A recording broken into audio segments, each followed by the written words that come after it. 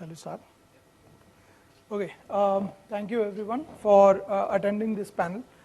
In this panel, we are going to talk about about navigating the trends, basically having an honest conversation with developers, publishers, and investors in the gaming. For this conversation, we have 5 amazing panelists. Sorry, 4. Now we have 4. There was another guy, but we don't have him now. So we have Chhaya from Reliance. We have Parag Pandav from Nazara. We have Aditya Deshpande from Lumikai. And we have Tejraj Parab from iSpice. So before we get into the conversation, I would like if you guys can quickly give a very small introduction and also tell us what exactly you guys are doing in your respective companies. It would be great. Hello, audible? Yeah, thank you.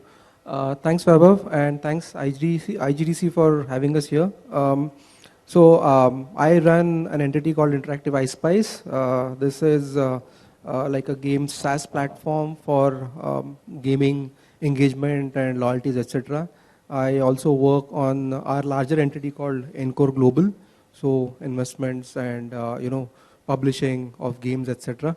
So I have a background from India games and started a career with maybe MMORPGs back in 2004. Awesome. Yeah, my name's Aditya. I am a senior associate at Lumikai. Lumikai is a early stage games and interactive media focused VC fund. So we're onto our second fund now. We do check sizes of anywhere between 500K to 1.5 million across content, platforms, tools, tech infra in the gaming and interactive space. Me personally, I've been with Lumikai now for 3.5 years. So a primary role for me is investment. So it involves obviously speaking to you guys, evaluating, doing diligence, and of course seeing a deal through transaction. I'm also involved with our portfolio and research that we do at Lumikai. I've been a gamer since I was 11 years old, so I'm a big passionate consumer of games and also now on the business side. So. Hi everyone, I'm Parag Pandav from a corporate development team of Nazara. So I look at various investment and M&A opportunities for the gaming and tech company that we have. To briefly introduce Nazara, so Nazara is the largest listed gaming company in India. We have a very large presence in esport by the largest company in this particular segment called Nordwin. We also have a leading sports media company called Sportskida. We have, in a gaming studio segment, we have prominent IPs, Kidopia, Animal Jam in a kids segment, and World Cricket Championship in cricket games. Then in our AdTech segment, we have a company called DataWorks, which is an AdTech services company where we leverages their services in various gaming projects that we have. In addition to that, recently we have also launched Nazara Publishing, by which we will be publishing the third-party games in India and certain other geographies. And historically, Nazara has been very investment and acquisition focused. So yeah, we are continuously looking to acquire newer and newer games and strategically partner with the team. Hi everyone, I'm Chhaya from Reliance Games. We're probably the oldest team in the country today which makes and publishes games or tries to make good games. I run the corp dev and M&As at Reliance Games, and it's interesting to see all of us over here who have been at various stages of the journey when it comes to the Indian gaming industry. He gave a very long-winded or a long description of Nazara. I don't think you need to describe Nazara. Right? You just say I'm from Nazara, that's it. Right? So Lumikai is doing some amazing stuff. Encore Group is doing stuff. Vaibhav's been in the gaming space for a long time. So good to be here with friends to kind of just chat about what's happening. And over to you, Vaibhav. Thank you for the introductions, guys. Aditya, you mentioned that you've been connected to Lumikai for over 3.5 years now. And I really want you guys also to chip in, but starting with you, right? You've been looking at the companies and the Indian market for probably last 3.5 years or even more than that, right? And I would want to understand what has changed. How is 2024 looking for you in terms of the kind of content of the companies that are building amazing games, right? Compared to 2023. And how has, we've already passed half the year. How has 2024 been for you? Yeah, I think I'm going to take the liberty to extend that a little towards 2020 and even 2019, because that's essentially where we saw a big spike in investments, right, globally and in India. And I think there are two ways I'd answer this question. I'd say, number one, what's happening on the investor side, what has changed for investors, and what has changed from, I guess, the kind of entrepreneurs that you're seeing. I think on the investor side, as I was saying, 2020, you saw globally, VC funding hit close to, I think, 60, 70 billion. That's now come down, I think, in 2023 to it was as low as 20, 25 billion or so, right? And it was concentrated in a few deals that were happening. That is similarly what happened in India as well, where you had your real peak in, I think, $1.8 billion or so peak of investments in 2020, 2021. And that's, of course, come down now at the same time. But interestingly, what's happened is, what I'm seeing rather on ground is, number one, there is increasing interest also from sector agnostic VCs in gaming and interactive media, right, at large, where, I've seen people at the likes of Sequoia, or now called Peak 15 rather, Lightspeed and all of these people, where they've now got a dedicated gaming partner, right? So that is clearly one thing. Secondly, what's happened globally, very interestingly, is that global funds, the likes of Courtside, Makers, Play Ventures, etc., they're kind of exhausted in some sense their content opportunities globally, and now they're looking at newer markets like India, for example, going like, okay, that's a high growth market, that's where I want to invest. So there's an increasing appetite from global investors to invest in India, not so much at the seed level, but more so at Series A, Series B, later stages, right? That's definitely happened. And thirdly, I think increasing interest from strategics, like Parag will probably also point out, in terms of playing the markets kind of early as well. So that's what's happened on the investor side. Like, in spite of, you could say funding has slowed down, but I do see a lot more now players in the ecosystem looking to fund gaming. Then I think the other side of it is on the entrepreneurial side, right? What I'm seeing is, number one, back in the 2010s, and a lot of people obviously wasn't around the industry then, but I'm seeing a lot of people who were at Zynga, who were at Ubisoft, who were running, multi-million-dollar P&Ls, people at PlaySimple come out the other end and say, look, I've been through these world-class production cycles. Now I want to go and build on my own. So we're seeing a lot of entrepreneurs of that ilk come out. Secondly, also seeing a lot of people with making very audacious bets around, say, mid-core or building first-person shooters. We are also seeing a lot of people building in AR, VR, and so on and so forth, right? So I think there is definitely a maturity that's set into the market, both from an investor perspective and from the kind of founders and the kind of companies we're seeing at the same time. Amazing. Great insights. Parag, you want to add something? Yeah, so from a strategic investment point of view, what we have seen the larger gaming corporates are doing, they have traditional games which have become like a cash cows.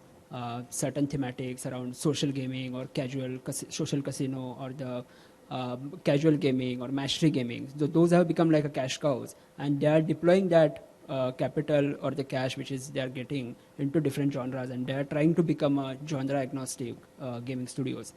At Nazara also, we are trying to do the similar thing. We are trying to invest into the various genre, identify the opportunities and invest into the various genre. That in a way, gaming as a sector is very cyclical.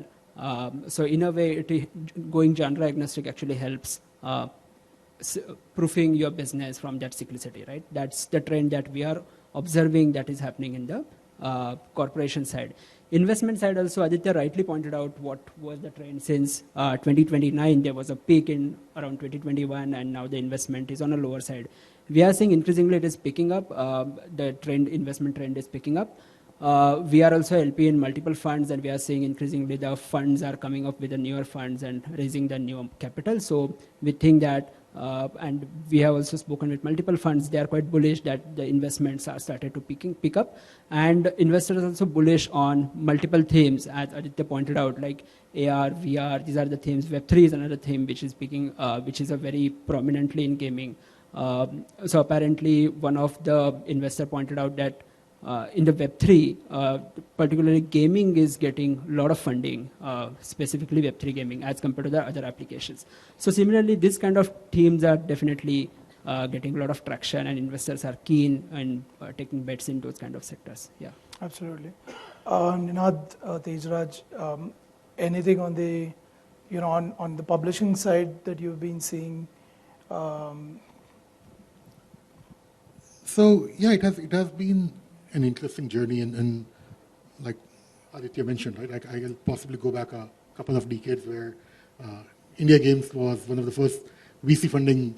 We got like funded way back in 99, 2000, and possibly from there to now, it is very good, encouraging to see the kind of different games being made. I was a part of the IP Connect Invest Publisher program at IGDC last year, and the kind of concepts or the kind of genres that developers are coming up with, it was really interesting to see that.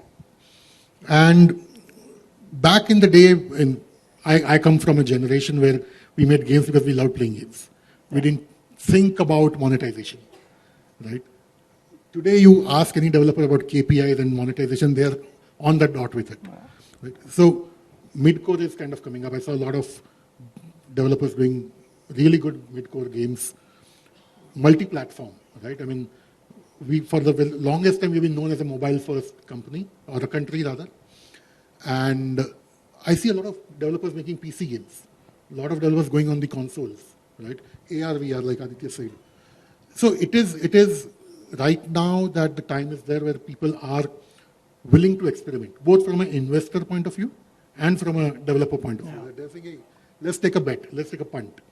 And again, because, like I said, India is a big market, right? Globally, it has been a bloodbath for a lot of companies in the gaming space. But India is a land of opportunity, right? I mean, the proverbial land of opportunities now, right? I was at PG Connect Dubai a couple of weeks back, and the sentiment was the same, that, okay, how do we crack India? So it is really encouraging to see the way the ecosystem is coming together. And all credits to platforms like IGDC to bring everybody together. I mean, not just looking at one event, but doing such multiple events. Yeah. And that kind of encourages us as publishers and investors to meet different developers and see, hey, what's happening in the market. Sure. And you're, I mean, absolutely right. Just to touch on his point, it's actually two-way, right? The developers are also moving ahead, making games for different platforms, because there is enough interest coming in from the VC side also. Like, this is just my experience, that it's like 3-4 years back, it was not this easy to have a conversation with a VC where they understand games very well. Now the situation has changed, right? So I totally understand your point. I've gone through that also, and I'm also seeing that change happening, which is a good thing for the industry overall. Tejraj, you want to add? Yeah, I think two things here. One is that a bet on gaming in India is a bet on India itself. The growth is likely to continue at 6% plus. Okay, that pulls a few people out of, say, lower middle income into middle income, which increases your disposable income. Which, being born into the digital generation with e-commerce and all that, you're more likely to spend on fluff products that we are. I mean, we are not stuff products, right? We are not physical, right? Most of our stuff is digital. So that is one thing. Second, I think also some bets were made on gaming globally and in India maybe 3-4 years back. Those cycles are coming about. So there will be exits and there will be a few losses also. But the next cycle is close by. Okay.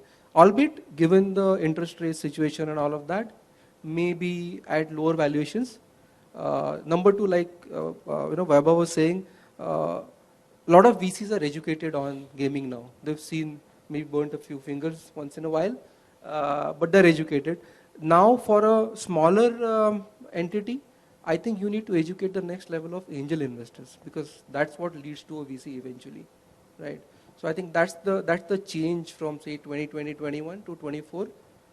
It will carry on. Yeah. You've been on both the sides, right? I just wanted to ask you one more question, right? you've been on the both sides of the industry. You've been a part where the company has also raised money, right? So starting with the basics, right? I just want to give the basic information out.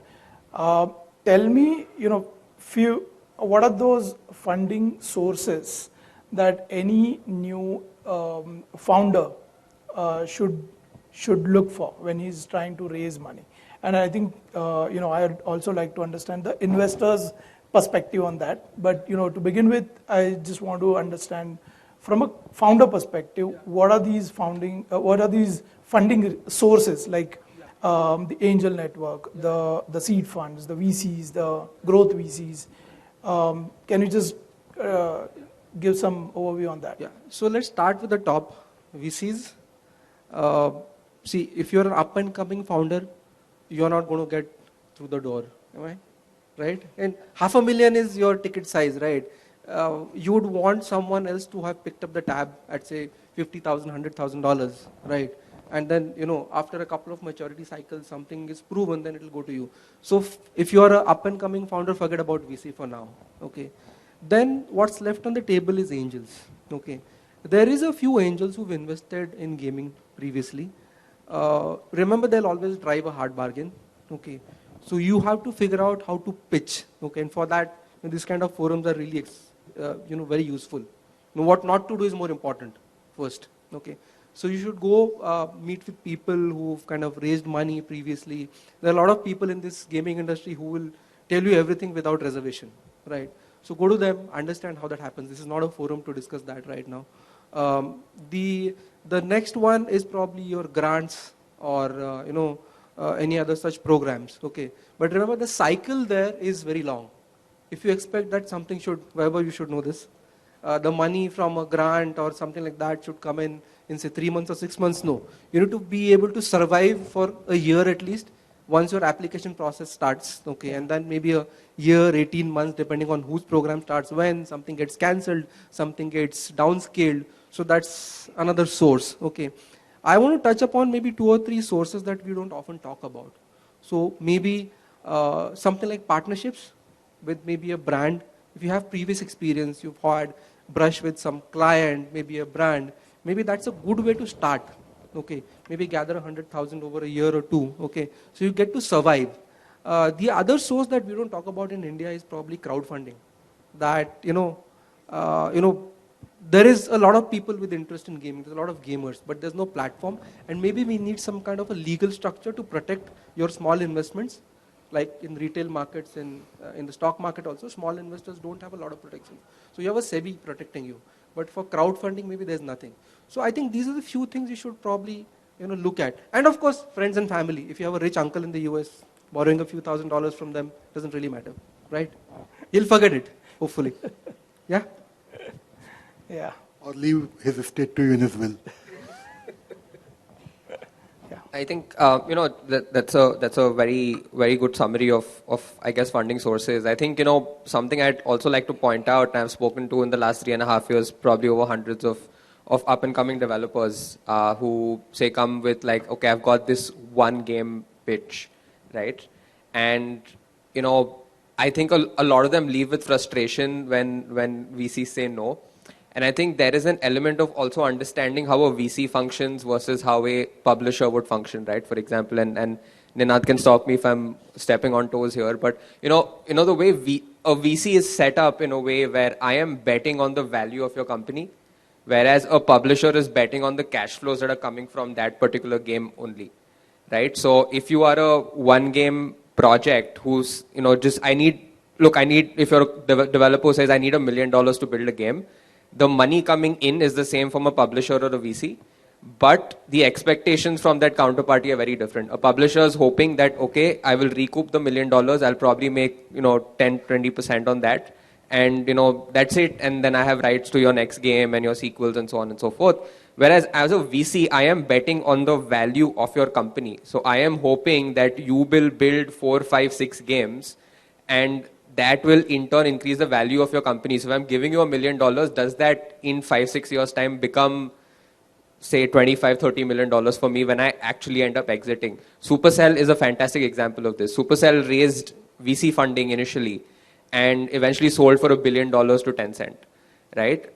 So essentially that is the model with which a VC thinks. So even when you're going to pitch to a VC, be prepared for that, because then the VC will start will be on your board, will start wanting to take things in their own hands and ask you about things and have regular updates and so on and so forth. So I think that's something to also think about when you're pitching to a VC, where a VC is very, very unlikely, unless you are like ex-design director from Riot, to fund like a single game, right? So if you're coming to a VC, it has like, listen, I've got this fantastic thesis of, I figured out that casual games, there is this particular subgenre that could do well with TikTok distribution. I'm just making stuff up right now, but don't go and build this. But like, if you have that thesis and you have data to prove it, and you have like a roadmap of like, this is what it looks like in the next 6 or 7 years, a VC is going to be very excited.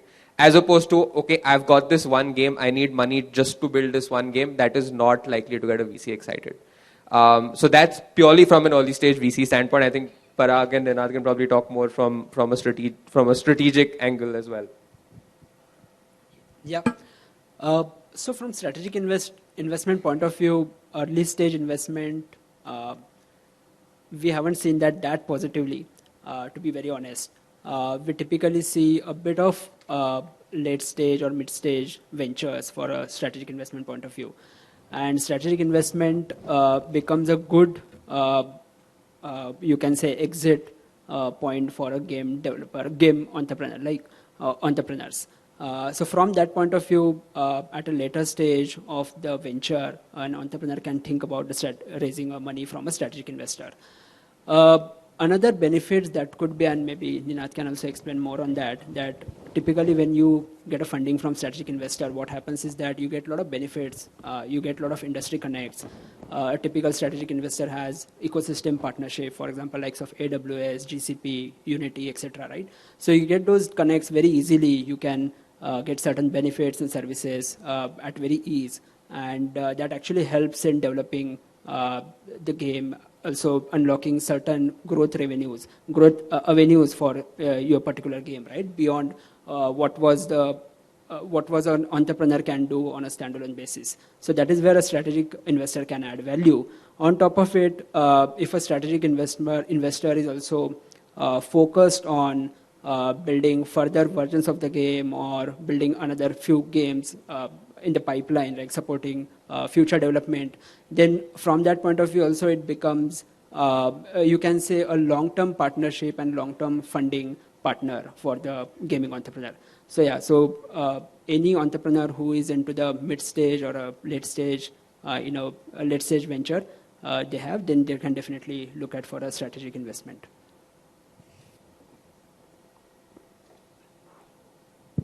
Yes, I think both of them covered both the aspects of being a VC vis-a-vis a strategic investor, right? I mean, Nazara is a case study in that, where they kind of come in mid to late stage, and we as Reliance Games also are looking at mid to late stage companies. We have a dual model. One is looking at teams / studios to acquire. The second is even if there's a game, right? Like Aditya saying, it's a single product game, for example. Now, maybe the developer wants to move to his next project, and they don't have the bandwidth or the resources to kind of run both games simultaneously. So as a publisher or as a strategic partner, what we look at is does the game have legs? Does it have good KPIs? It may not be making extremely good revenues. It may be plateauing or something. But we look at the trend, and then we acquire the game. So we look at a publisher / investor / acquisition model, depending on how it kind of aligns with our business. So I think there's merit across the spectrum, right from what Tejraj says, starting from friends and families to going to VCs, angels, looking at strategic partners, and then kind of seeing how you can get an exit. Got it. But does this even make sense for a young founder to reach out to a VC directly, or there is a standard way of, if you want to raise, like say 200K or 300K to start with, probably for your MVP or just to do the pilot or whatever, right? For gaming, it's basically a vertical slice, you can say. If you want to raise that 200, 300K, does this make sense to go to VC directly, or you should first go to angels or seed? Is there a ladder that you usually take, or because I personally feel that every investors have their own brackets. They don't entertain probably below that. So if you are just raising 200K and where a big firm is only investing above 1 million, it's just waste of both of the time. I think typically you would end up wasting a lot of time. VCs are very process driven also. Okay. Typical funding ratio from the number of companies that VCs see to the number of companies they really end up funding is very, very low. The process is very stringent. You're handling your LP's money. It's not your own money also, right? Yeah. So I would strongly discourage if you want to raise $200,000. See, one way to do it is to take it to someone like a Ninad, a publisher, and take a feedback. If you're at the second, third stage, you have a very strong belief, and on a very small scale, you've got some very strong matrix, right? Your numbers are very, very good. Okay, take I don't know, the 800-pound gorilla called Ludo King. He knew his numbers, right? And then that's how he did not go to publishing to somebody else, self-published, right? But if you have something like that, but you don't have the sustaining power to take it to where you think it should go, you go to a publisher first. Publisher may say to you that, boss, very good, I will take it up, but it needs to reach here. Then you take that to 3 or 4 angel investors, $50,000 each, okay? And there you have it, okay? Of course, even if they're investing a very small amount, for them it's a big amount. Right, so they will also give you, some sort of, stage-based funding, right, milestone-based funding. But that probably is a good way, okay. But say first $50,000 or $100,000, you should be able to manage that risk yourself, okay, so that you don't end up giving up a lot of equity, okay. And plus, you've got a chance that maybe 6 months through instead of 1 year, if you make it through, your publisher will say, forget it, I'll fund you now. Okay. Ninad, am I more or less? Yeah. No, I just wanted to also point out that I think to your point of, it's absolutely correct. There are certain VCs who operate in the 100 to 150K range, right? That is their check size. For us, for example, like the lowest we've gone is 400K, right? And I'd like to point out a couple of nuances. I think what you said is extremely correct. Like, just to give an example, we've seen over, I'd say 2,200 deals so far. We've invested in 15. Right, so the funnel obviously is very sharp from that perspective. And it goes to your point. I'm managing someone else's money, right? So I need to be extremely diligent in the way I look at deals. I'll tell you where the nuances kind of lie, right? So we've invested in companies that are pre-product, right? There's no product. We've invested in companies that have come to us with sort of 2 founders and a pitch deck, and that's something that we've backed with $1 million, $1.5 million, right? A couple of things matter there. Number one is, of course, founder credentials really matter. Like, we backed a team that was early team at Play Simple and built their word games out, right? And that's obviously, there's credentials there. Second thing that matters is, do you have a thesis, right? Like, is your thesis, I'm going to build match 3 for global audiences? I know it's a red ocean. Like, that's not really a thesis. But have you figured out something that, okay, in match 3, I think there is this gap here where, we can use this particular meta or this particular type of distribution, and I can prove it with some data points. That becomes extremely helpful. If you have metrics, you've done early tests, and you have retention, like the number one question, you come to me and if you're talking to me about a free-to-play game, I'll ask you what's your D1, what's your D7, what's your D30. D30 if you've gone that far. But like your D1, D7 metrics matter a lot. What is your CPI? How are you acquiring? All of those things become really important. That said, if it's a once in a generation kind of thing, then definitely, if you feel confident enough to pitch into a VC based on the parameters I told you, should definitely reach out to a VC. But if you think you are like, I just want to build this one game and it's a PC console title, it's going to take 6 years to build, then perhaps it makes a lot more sense to go down the publisher route. I think just from a nuance of how VCs think. Understood. Ninad, you want to chip in? Yeah. So to add to what Tejraj said, right, as a publisher or a / strategic investor, we come in. The reason we kind of do a mid to late stage partnership is because we also want to see how much skin in the game you as a developer has right? I mean, have you really worked hard to get the game where it should be, and now you're looking at some sort of a support to take it to the next level. Right? So, Aditya mentioned they look at D1, D7, D30. We have had deals where we are looking at games at D180 as well. Okay, so, and it may be a small number at D180, but at least you know that the game has legs. Yeah. And it is just that the developer has certain constraints that they can't take it to the next level, and that's where we bring on board our experience in this, right? I would not say... It's basically the scaling. Correct. How do we scale, right? We want to make sure that they don't do the same mistakes that we have done. Yeah. We have learned the hard way. How can we give back to the ecosystem and kind of help them take it forward? So yeah, as a publisher, it's more important to see whether the developer has kind of put in everything that he has, games making some revenue. I would not say it may not even be profitable at some point, but at least there's revenue coming in. And then you say, okay, what is going wrong? And then you try and help them fix it. Got it. Also, just 2 to 3 most important things. I mean, you just mentioned a few things, but to start with you, even in the partnerships or acquisitions that you guys do, and the investments also, I want to know 2 to 3 most important things that you guys look in a company. Is it the team? Is it the founders' credibility? Is it the product? Or is it a balance? What is it? Like just 2 to 3 top most important things. I think it's a combination. Team definitely matters. You need to look at what all the team has done in the pedigree, as they call it.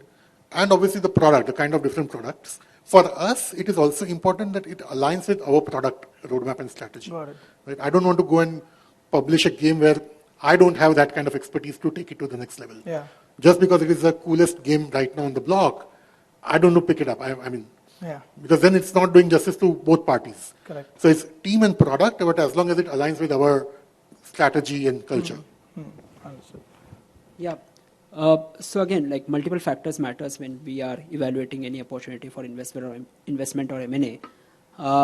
Data and what data suggests is very much important. What kind of so we do not focus much on a vanity metrics. So as Aditya said, D1, D7, D30, D180 kind of retention metrics are very much important. In addition to that, what are its active user number, DAU, MAU numbers, how that ratio is shaping up, what type of revenue that company is even doing, right? For example, there could be games which are very much ad monetization focused, and there could be some games which are IP monetization focused, especially for the other geographies, developed geographies. So what are the possible disruptions, potential disruption in those particular monetization model, and how the founding team is thinking to avoid those particular accidents, right? Those are very much important and to evaluate, basically. And as a strategic investor, we definitely wanted to see the growth opportunity in the particular game. But in addition to growth, we don't know how the future is going to be, but how much sure we are on the stability of the cash flows, that is also very much important. In addition to that, another major factor that we see is the strength of the IP or the product that they are developing, right? Because in genre-wise, there are different longevity for the games.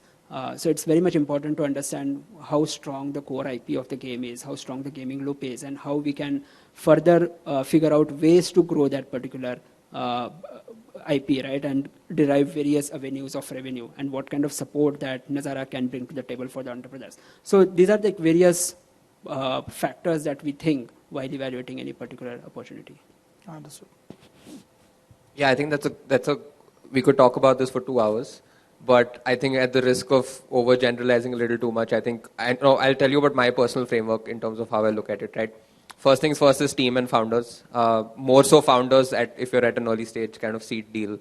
I look at 3 things. One is competence in terms of, do you know what your table stakes are to play in this space, right? Have you done your work? Do you know exactly what it is you're getting into? Like basic stuff like, I've asked so many teams like, okay, say you're building casual, like what's a D1 global benchmark? And people don't know it, right? So that's your understanding of table stakes. Like, do you know what D1 should be? Just as an example. Second is curiosity. I think the gaming as a market changes every day. And with every new OpenAI town hall, like 1,000 businesses are dying. right? So I think curiosity from the perspective of, how can I stay ahead of the game? And I think third, I would say, is credibility. And I put it third because there are teams that, Tim Sweeney wasn't from a games background, but he built Epic Games, right? So I'm not going to index on it too much, but it obviously matters. It's a big signaling point, right? I think that's on team. Second is, what's your idea? I've obviously touched upon it. Like, do you know exactly what the vision is for what this thing is going to be? Third is market. As I was again saying, like, don't build a box standard match 3 game for global audiences, right? Because that's done to that. Yeah. So do you understand the market? That becomes another thing. I would say 4, from a metric standpoint, if your metrics are available at that point in time, we will obviously look at it very different from the way a Nazara would look at it at a later stage. For us, it's okay, are you D1 to D7? There's situations where there's not enough content for D30 also, there's no D30 then. But like D1 to D7, do you understand where it's going wrong? Do you know whether, like, if I've had teams come to me say D1 of 10%, I'm very happy, right? And just for background, D1 of 10% is horrible. So, like, understanding that becomes very important. If you're monetizing through ads, do you know what your ROAS is? Like, stuff like that, it becomes very important if your metrics are there. And of course, I think lastly, deal economics also play a big point in terms of, I'm thinking of, like, how does this exit? Who does this exit to? Does this give me a 100x exit at some point? Right? So I think that's essentially the kind of the framework with which we look at, and it'll be helpful if you are pitching to a VC to also look at it from that framework, because you're trying to kind of work together to get to a deal here. Yeah. I'll just add one thing to this. I think it's really important if you have a team. I mean, if you have like one guy or two guy, I'm sure it doesn't come into VC territory also. But if you have anything in the mid stage, you would want to look at the team and their internal chemistry. I have seen a lot of businesses, not only gaming, it's just general, but I think it applies to everyone, going really, really south because the founders could not get along. The chemistry between the teams, their players. So if the top guys are really aligned, no, that's your A team, then their down the line teams will automatically align. But if the top guys are not actually properly aligned, okay, let's say even if you have 2 founders, they're not aligned, then it has to be exit 1. At least 1 has to go. Okay. If they get along, that's 11, not 2. So that's the 2 bits. Great insights from everybody, I must say. Before we wrap this up, I have one of the most important questions to ask. What is the right time for anyone to raise money, and why? I'll just take a stab at this, maybe a funny one. If the money is available in the market, that's the best time to take it. But you go. No, I think that's a very fair response. I was actually listening to Mitch Lasky's podcast, and he was just bashing all the funds that deployed money in 2020, 2021, saying this was 0 interest rate, just giving money to anyone and everyone. But yeah, look, I tell our portfolio founders as well, if there's money available, take it. Right? So I think if you are talking more from a logistical standpoint, when's a good time? Don't come saying, "Mera deck agle hafte tayar hoga, to abhi baat kar lete hain." Right? You have some idea, something is sketched out, right? I've got a lot of examples. I've had teams come to me saying, "I don't know how much I want to raise." Right? Like, I mean, it's hard for me to then visualize, right? So have an understanding of, I'm going to raise this much. It's going to last me 2 years. In 2 years' time, I want to be at this point in time where I can raise my Series A. Like, I need to hit this sort of metrics. If I don't, then I've got plan ABC. If you have that thought out, that's a great kind of time to do it. And be patient and think it through. Don't just like reach out saying, okay, my deck will be ready in 2 weeks. I need to do calculations how much money I need. All that is a little, it shows like lack of clarity, also shows lack of preparation, which are not good signals to show to an investor. Got it.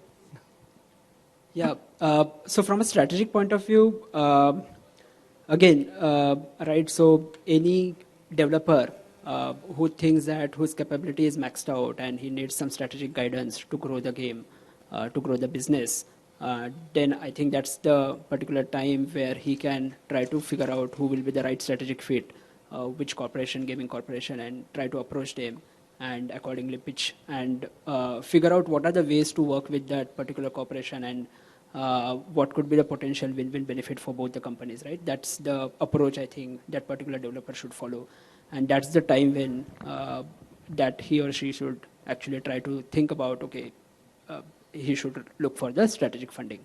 That's the earliest which I think. Then there are many other successful game founders who think that they have run the games for enough number of years, their IP is quite mature and they wanted to monetize on those particular IPs. So they kind of think, okay, let's try to figure out a strategic sale. So that's another way to look at it, yeah. I think very valid points from all three of them. I think from my perspective, and this is something which one of my ex-bosses, Rohit from 99 Games, had told me, is the right time to raise money is when you don't need it. Okay, because that puts you in a strong position, Yeah. right?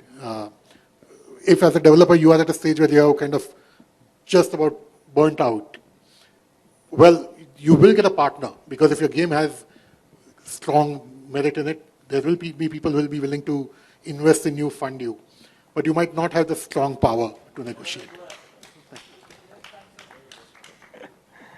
Yeah, basically you wouldn't get that on your terms. Exactly. If you're not, yeah. Yeah, one last question before we wrap this up. We've been seeing a lot of mobile games, and we all know why mobile, because we have a lot of users who are, people think that tier 1 is the actual gaming audience in India, but that's not, to be very honest. Tier 2, tier 3 in the rural areas, right? And which is where a lot of mobile devices are, and which is why a lot of mobile games are made, and which is why a lot of international developers also trying to, dominate India as a market. But being in India, making games for India, investing in India, what do you guys think is the potential beyond mobile games in the coming years? What do you see, where is this trend shifting to in the next 2 years? That's a very difficult question. Yeah, I think that, again, there's two levels to it. I think one is the consumption side and the other is I would say, the creation side of people making games. I think on the consumption side, look, to face the fact we're going to be a mobile first kind of country through and through. I think that also serves as such an interesting opportunity to build games for Indian audiences. You've had attempts before. I think it's only the start. So that's definitely there. I think on the creation side, and this is something I've seen on the ground as well, where a lot of people are now coming up and wanting to build PC, console, even cross-platform from titles. From an investment standpoint, look, it's a difficult business to truly back, because if you look at the odds of success, say on Steam, like only less than, I think 3% of games have made over like $10 million or so. Yeah. And they are largely large IPs. So the odds of success are so stacked against you. But that being said, what really interests me is games like Lethal Company, games like Balatro, where we are now slowly starting to see like indie games also kind of pick up at the same time. And I think it's only a matter of time when a team from India is able to kind of push an indie game forward.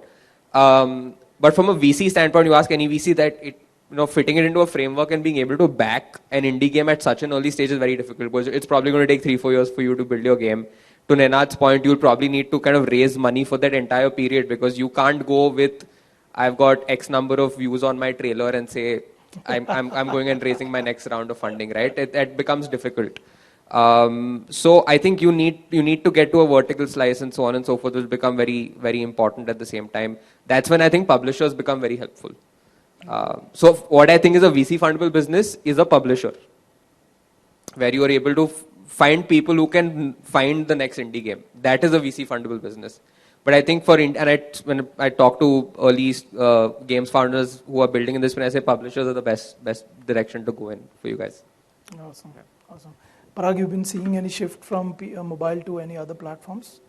So mobile is obviously the largest platform and potential for the Indian market in a gaming segment, right? But what I think is that, and what we think at Nazara is that Indian game developers should not restrict themselves for an Indian market.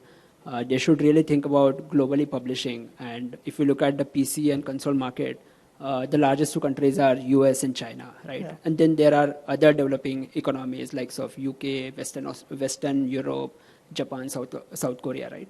So they should really focus on building a game for the global audience rather than focusing on India if they are thinking of PC and console segment, right? Another thing they can really explore is that they can really partner with global IPs. Now, if an early stage founder, how to get access to that kind of partnership is a challenge, definitely. But if they figure out a way to partner with a global IP in a media and entertainment industry and build a game around that particular IP, then it is the probability of success and probability of organic growth for that particular game becomes very good. So that could be another way to think about it as well. Yeah. Absolutely. Reliance Games. Well, I mean, to add to his point, right? I mean, IP definitely plays a key role. But to answer your question, I think I've seen a lot of interesting games on the PC console at various stages. You are building Mukti, right? Looks really amazing. Nikhil is building Mumbai Gullies, right? Some very bold steps being taken, right? I mean, you guys know the pain, the agony to create that game, right? Will it work? All of us want to see all of these games work, because that's where we will go to the next level as a gaming country. Yeah. Right. But till then, I think as a business, my safe bet would be on mobile. Yeah. To add to what Ninad was saying, I was just discussing with Aditya also here. See, India has probably 650, 700 million smartphones. So there's a precious 300 million to go if you want to reach that billion mark. Okay. The other thing is a lot of these smartphones among the 600 odd million, 700 million, let's say, are hand-me-downs, really old handsets, 2GB, etc. They are up for an upgrade cycle. Okay. So as long as the growth rate and the income distribution is where it is, okay, some level of equality in disposable incomes, I think a lot of these people are going to, for 15,000 I saw you get amazing good phones, plays most of the games, okay. So mobile is not done yet, okay. While globally speaking at least, PC has a lot of potential. So if you have the ability to raise some money and maybe have the staying power with maybe another business that you do, something like that, then by all means there's potential for these other platforms also. Absolutely. All right. Thank you for the amazing insights. I would like to, thank you all on behalf of IGDC for this panel, and also to the audience who stayed with us for this panel. Yeah, big round of applause, guys.